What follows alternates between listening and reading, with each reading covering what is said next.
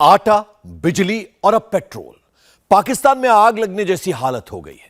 इस्लामाबाद से लेकर कराची और क्वेटा तक के पेट्रोल पंपों पर अफरा तफरी मची है।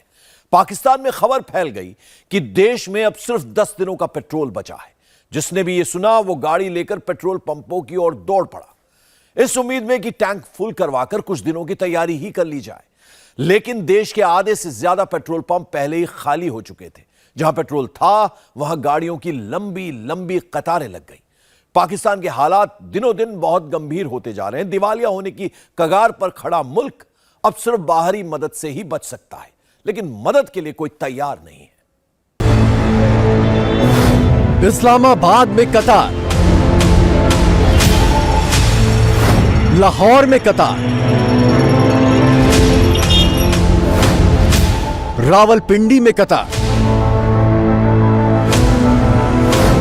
पेशावर में कतार,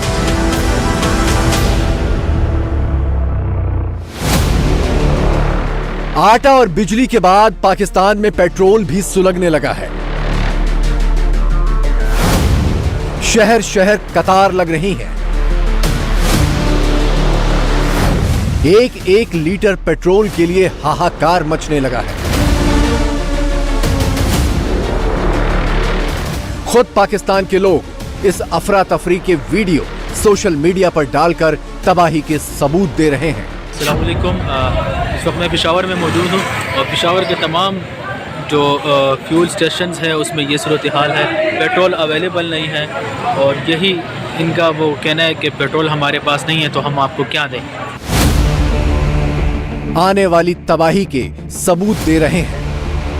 ये शेल पेट्रोलियम कमर्शियल मार्केट है। पेट्रोल की शायद किल्लत हो जाए इसलिए लोग डलवा रहे हैं। सिंध के पेट्रोल पंपों पर भी कतारें लगी हैं, लेकिन पेट्रोल नहीं है। खैबर पख्तूनख्वा से लेकर बलूचिस्तान बॉर्डर तक लोग पेट्रोल के लिए यहां से वहां बदहवास फिर रहे हैं। लेकिन बिजली संकट की ही तरह पेट्रोल संकट पर भी पाकिस्तान सरकार थोड़ा सा सच और बहुत सारा झूठ बोल रही है। पाकिस्तान की oil and gas regulatory authority ने पेट्रोल संकट पर बयान जारी किया है। ORGA का कहना है कि पाकिस्तान में 18 दिनों के पेट्रोल का स्टॉक है और पेट्रोल लेकर कई जहाज पाकिस्तान पहुंचने वाले हैं।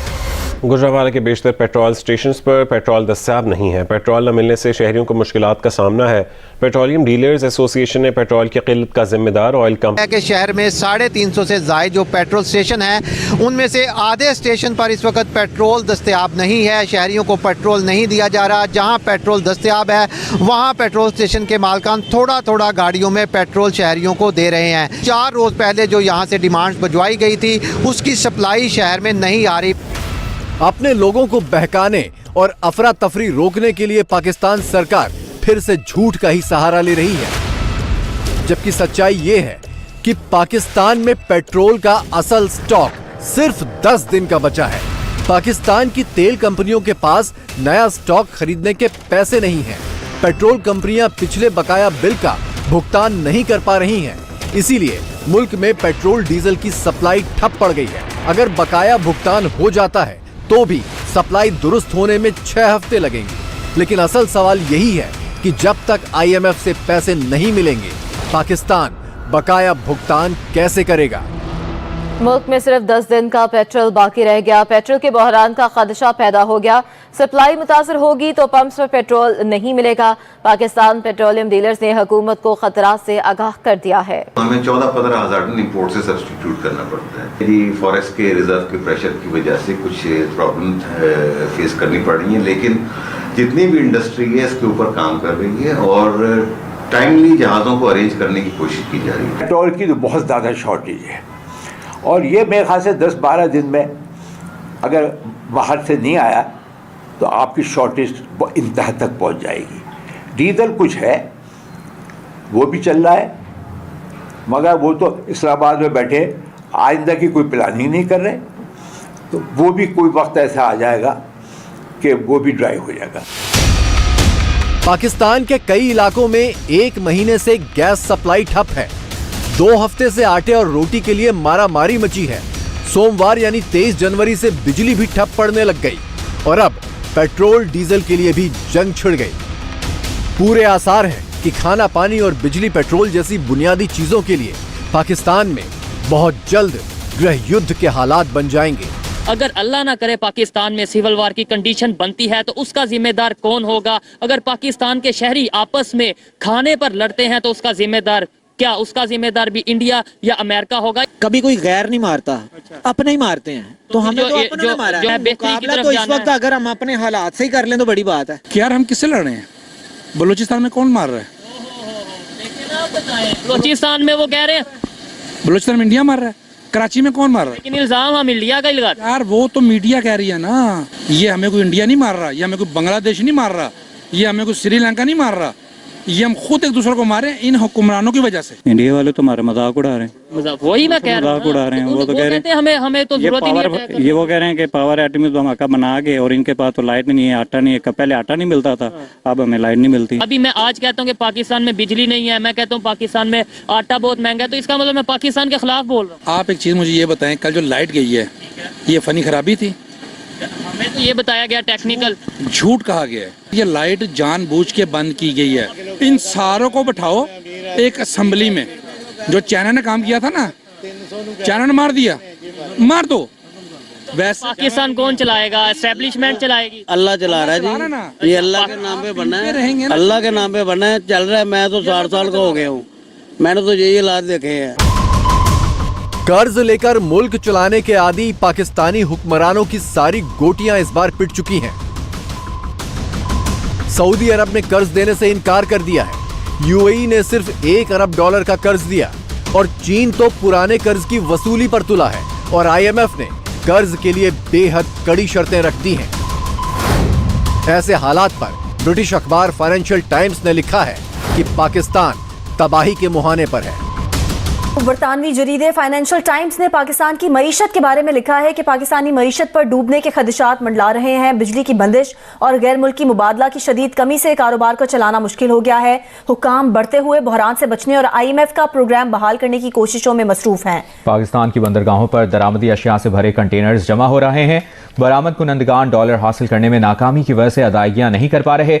हुक्काम का कहना है कि टेक्सटाइल समेत मुख्तलिफ फैक्ट्रियां खाम माल की कमी और तवानाई के मसाइल की वजह से बंद हो रही हैं। पाकिस्तान को IMF की टीम का इंतजार है और IMF को इंतजार है कि पाकिस्तान पहले उसकी शर्तें पूरी करे। IMF की शर्तें पूरी होने का मतलब है कि खाना, बिजली और पेट्रोल के लिए तरस रहे पाकिस्तान में हाहाकार मच जाएगा। पहले से महंगाई में दबी आवाम पर टैक्स का बोझ 3 गुना तक बढ़ जाएगा। आप एक आम आदमी को बोलने नहीं दे रहे, आप उनको बता रहे हैं आपका किसी सिस्टम का कोई हक ही नहीं है। आपका काम है सिर्फ चुप करके आप टैक्स देते रहो। मेरे 40,000 के बिल में ना 20,000 एक्चुअल प्राइस थी, उस पर मैंने 20,000 टैक्स दिए। मेरा काम सिर्फ इस मुल्क में टैक्स देना है और मैं अपने राइट के लिए बात नहीं कर सकती हूँ। अवाम में टैक्स दे के सबको पाल रहे हैं। आपकी जरूरत कैसी हो हमें ऑर्डर दो कि ये करो या वो करो? अब जब तक आप चोरों को बिठा के रखेंगे हुकूमत में, ये सब कुछ होगा ना। आप क्या एक्सपेक्ट कर रहे थे? अब पाकिस्तान बिल्कुल खत्म हो जाएगा। ये शहबाज शरीफ चोरों का टोला हमारे ऊपर लेके आए। इन्होंने समझा भाई अवाम को बेवकूफ बनाए। क्यों? हमारे पैसे हैं, हम लोगों को नोच खाया इन लोगों ने। हम बिल्कुल नहीं इजाजत देंगे मरियम नवाज को या किसी को भी जरदारी को याशी करते हुए। बिलावल सिंध का जाके सैलाब में हाल देखे क्या हो रहा है। आपको शर्म आती है? ये कौन होता है? ये शहबाज शरीफ कब से 8 महीनों से इन पे फर्दे जुर्म आयद होनी है, इसके बेटे पे और शहबाज शरीफ पे। बिल्कुल वो भगोड़ा प्लेटलेट्स का। मैं डॉक्टर हूँ, मुझे दिखाए कौन सी रिपोर्ट है इसके प्लेटलेट्स की। दफा हुआ है वहाँ पे, बाहर आता क्यों नहीं है यहाँ पे? भारत के 74वें गणतंत्र दिवस के आन बान शान के गवाह बने इस्लामिक देश इजिप्ट के राष्ट्रपति अब्दुल फतह अल सीसी और इजिप्ट सेना की परेड की ये तस्वीरें पाकिस्तान के सीने में नश्तर की तरह चुभ रही हैं।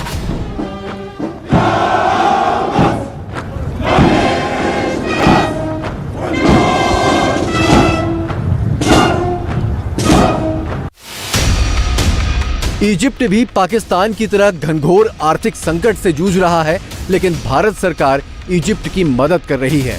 भारत ने 2022 में इजिप्ट को 10 लाख टन गेहूं दिया था। इजिप्ट में भारत ने $3.2 अरब का निवेश भी किया है।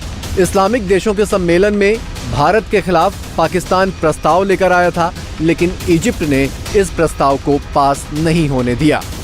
भारत जो है वो धीरे धीरे तमाम मुस्लिम वर्ल्ड के बड़ा करीब हो गया। अभी भारत का रिपब्लिक डे है और उसके लिए जो प्रेसिडेंट सीसी हैं इजिप्ट के, उनको उन्होंने बुलाया है। ये भारत की शुरू दिन से पॉलिसी रही है कि मुस्लिम दुनिया के साथ जो है वो ज़्यादा से ज़्यादा करीबी ताल्लुक पैदा किया जाए, और उसकी वजह यह है कि भारत के अंदर एक बहुत बड़ी एक पॉपुलेशन जो है वो मुस्लिम है एक, और दूसरा ये है कि हिस्टोरिकली भारत का मुस्लिम दुनिया के साथ बहुत करीबी ताल्लुक रहा है।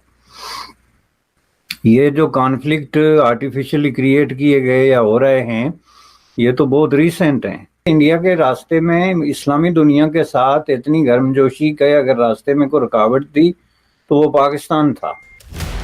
पाकिस्तान की खोटी नीयत की पहचान होने के बावजूद भारत ने उसे एक बार फिर से मौका दिया है।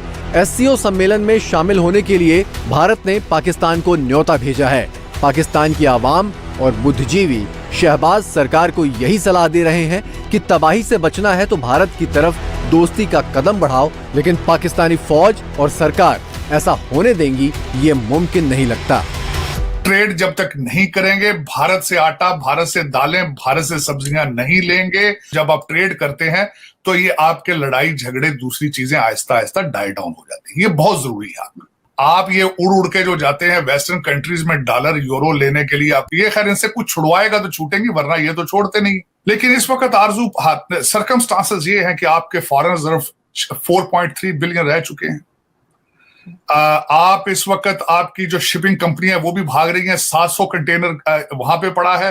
ये बिजली का तो मेरे ख्याल में रिहर्सल कराई है इन्होंने कौम को, क्योंकि ये आगे तारीखियों में जाने वाला है सिलसिला।